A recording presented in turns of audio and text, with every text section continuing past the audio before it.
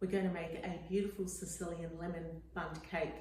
And this Bundt cake was inspired by a gift that I received from a good friend of mine, Josie, and she gave me this tin many years ago.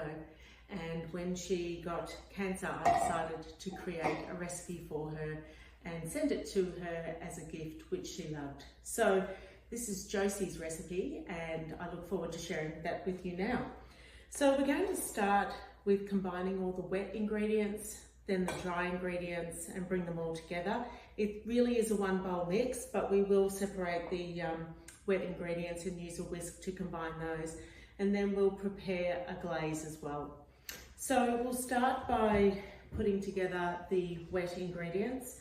I have here some olive oil. We've got some beautiful extra virgin olive oil, and I do like using olive oil in cakes. I think that the olive oil makes the cake taste nice, but also last longer. A little bit of vanilla,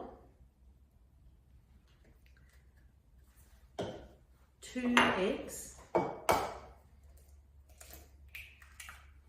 whoops,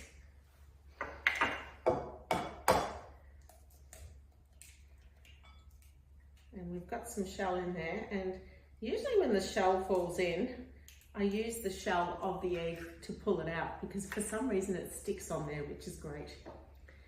We've got some lemon juice and also some Greek yogurt. Full fat Greek yogurt, really important. The full fat tastes better and I think is also better for you. So with a whisk, we're just going to combine those ingredients together until it just combines. It doesn't have to be perfect.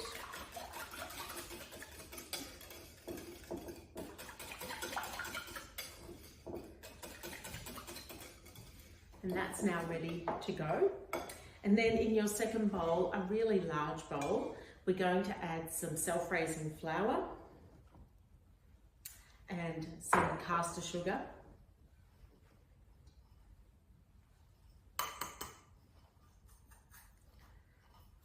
Just going to grab a pinch of salt.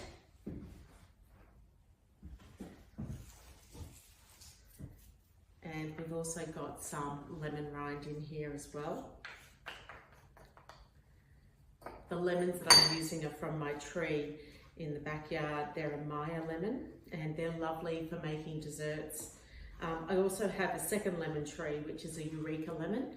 The Eureka lemon is more bitter and is also good for cooking as well, but I do like the Maya lemons for making cakes and desserts.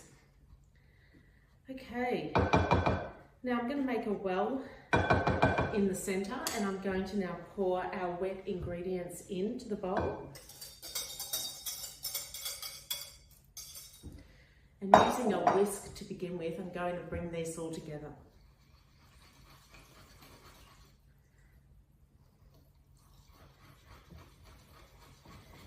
And it usually forms a lovely paste.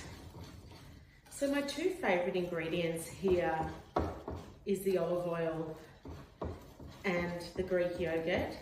It really does make a lovely cake, and you can play around with the ingredients of this cake. And it's come together really, really well. As you can see, it's quite a thick batter and quite a big batter. So it's using a little bit of elbow grease here. Okay, and that's pretty much ready to go. So I'm just going to grab my beautiful spatula and give it a quick clean around the bowl. Now the Bundt tin that I'm using is quite a large Bundt tin. This one here will easily fit this cake. And when you bake a Bundt cake, it always takes about 35 minutes in a 180-degree fan-forced oven. If you choose not to use a Bundt tin and you use just like a normal round or square tin, the cake will take longer because the hole in the middle here acts as a cooking agent. So the cake actually cooks quicker in a Bundt. And so for this cake, it'll be probably about 30 5 minutes in my 180-degree fan forced oven. And then I would probably add about 10 more minutes using, say, a round or a square cake tin. Okay.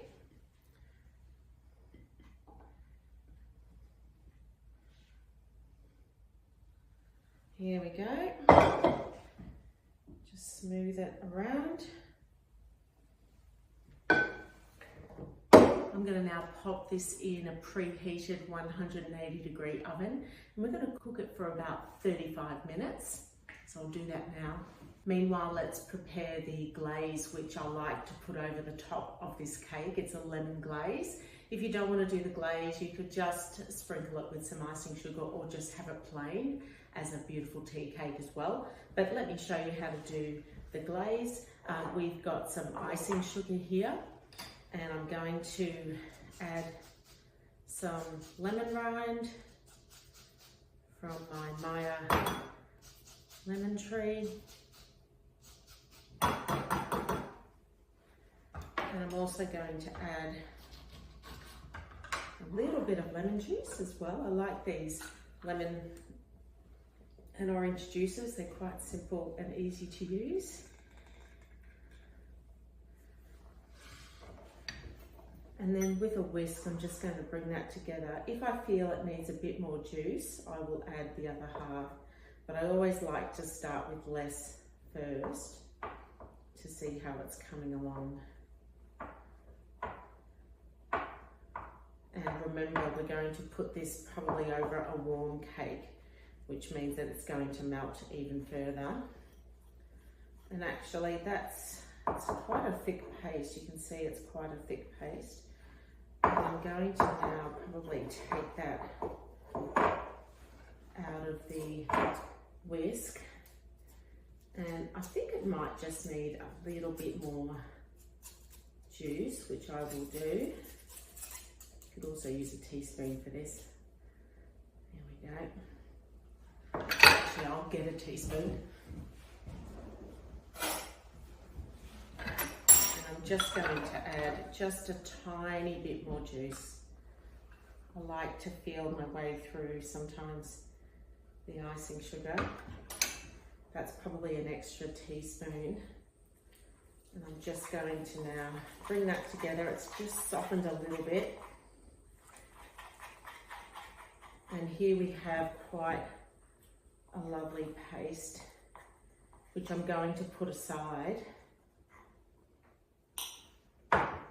ready for the cake to come out. I always let the cake sit for about 10 minutes when it's done.